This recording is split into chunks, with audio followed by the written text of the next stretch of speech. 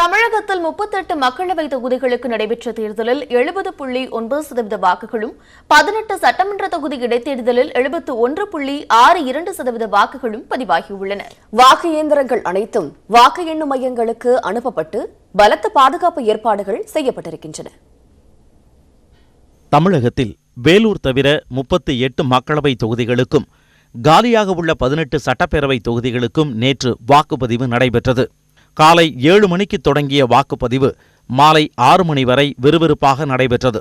சித்திரை திருவிழா காரணமாக மதுரை மக்களவை தொகுதியில் மட்டும் இரவு 8 மணி வரை வாக்குப்பதிவு நடைபெற்றது. வாக்குப்பதிவு நிறைவடையும் பொழுது வரிசையில் காத்திருந்தவர்களுக்கு டோக்கன் வழங்கப்பட்டு வாக்களிக்க ஏற்பாடு செய்யப்பட்டது.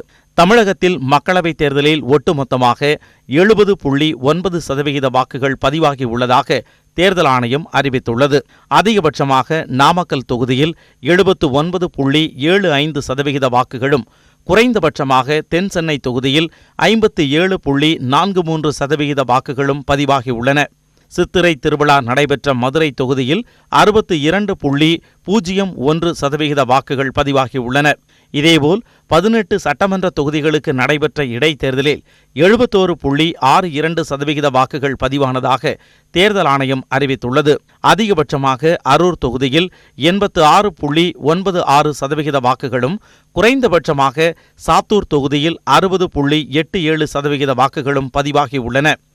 தமிழகம் முழுவதும் வாக்குப்பதிவு நிறைவடைந்ததை அடுத்து மின்னணு வாக்குப்பதிவு இயந்திரங்கள் சீல் வைக்கப்பட்டு பலத்த போலீஸ் பாதுகாப்புடன் வாக்கு எண்ணும் மையங்களுக்கு கொண்டு செல்லப்பட்டன. 38 தொகுதிகளில் பதிவான வாக்குகளை எண்ணுவதற்காக 38 மையங்கள் அமைக்கப்பட்டுள்ளன. அங்கு துப்பாக்கி ஏந்திய போலீசார் பாதுகாப்புடன் வாக்குப்பதிவு இயந்திரங்கள் வைக்கப்படுவதோடு தேர்தல் கட்டுப்பாட்டு அறையில் இருந்து 24 மணி நேரமும் கண்காணிப்பதற்காக சிசிடிவி கேமராக்களும் பொருத்தப்பட்டுள்ளன.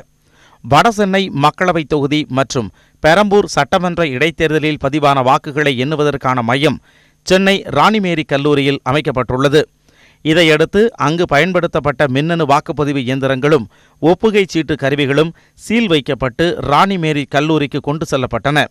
வடசென்னை நாடாளுமன்ற தொகுதி வாக்குப்பதிவு இயந்திரங்கள் தனித்தனியாக 6 அறைகளிலும், பெரம்பூர் சட்டமன்ற தொகுதி வாக்குப்பதிவு இயந்திரங்கள் மற்றொரு அறையிலும் வைக்கப்பட்டு பூட்டி சீல் வைக்கப்பட்டன.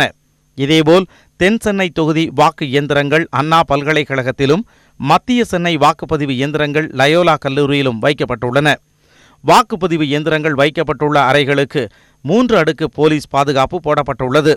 நேற்றிரவு 3 இடங்களுக்கும் சென்று சென்னை மாநகர காவல் ஆணையர் AK விஸ்வநாதன் பாதுகாப்பு ஏற்பாடுகளை ஆய்வு செய்தார்.